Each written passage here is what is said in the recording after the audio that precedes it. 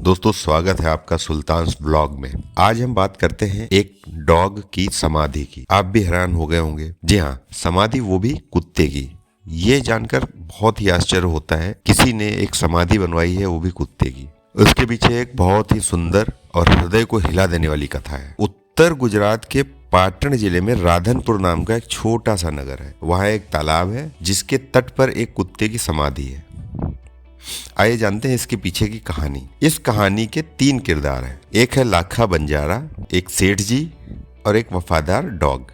एक बंजारा था, वो अपने ऊँटों पे गांव का माल लाद कर शहर में ले जाता था और वहां से मिश्री गुड़ मसाले आदि भरकर गांव तक लाता था। लाखों करोड़ों का व्यापार था इसलिए लोग उसे लाखा बंजारा कहते। लाखा के पास एक बहुत ही सुंदर कुत्ता था। कुत्ता बड़ा वफादार था। रात को वह बंजारे के सामान की रखवाली करता था। अगर चोर लुटेरे उसकी तरफ आते दिखाई पड़ते थे तो वो भौंक भौंक कर उन्हें दूर भगा दिया करता था। बंजारा इस सब चीजों से, वफादारी से बहुत खुश था। एक बार बंजारा व्यापार में मार खा गया, बहुत लॉस हो गया और रुपयों की उसको जरूरत आ पड़ी।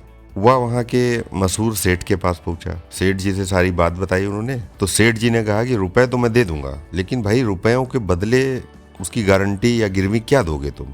तो लाखा बोला, सेठ जी मेरे पास तो फूटी कौड़ी भी नहीं है, मैंने व्यापार में सब कुछ खो दिया। मेरी जुबान पर विश्वास रखें और मुझे पैसे दे दीजिए, मैं आपकी सारी रकम सूद समेत 1 साल में चुका दूंगा। सेठ जी बोले, कोई बात नहीं, तुम्हारे पास एक कुत्ता है, इस कुत्ते को तुम जमानत के रूप में रख दो और पैसे ले जाओ। जब तुम सारे पैसे दे दोगे तो मैं तुम्हारा कुत्ता वापस कर दूंगा। बंजारे को दुख तो बहुत हुआ, लेकिन करता क्या, उसके पास पैसे नहीं थे और पैसे चाहिए थे तो कुत्ता उसको गिरवी देना पड़ा। इसलिए उसने कुत्ते को गिरवी दे दिया और रुपए लेकर चला गया। समय बीतता गया। एक बार सेठ के यहाँ चोरी हो गई। अब लाखा बंजारे का जो कुत्ता था उसने चोरों का पीछा किया। दूर जंगल में जाकर चोरों ने सारा माल जमीन में गाड़ दिया और वहां से चले गए। कुत्ता भौंक भौंक कर सेठ को बताने लगा कि लुटेरे आपकी दुकान ताला तोड़कर उठा ले गए हैं।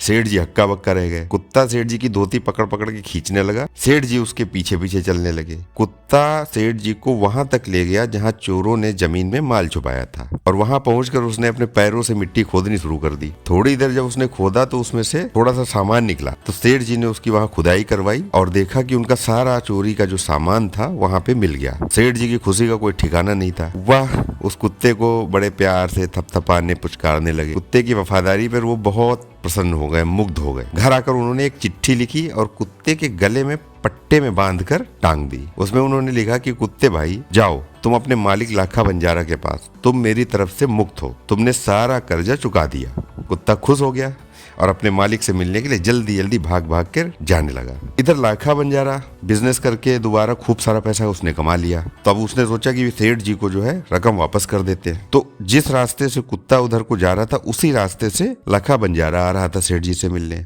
उसने दूर से ही अपने कुत्ते को आते हुए देखा और वो बहुत नाराज हो गया।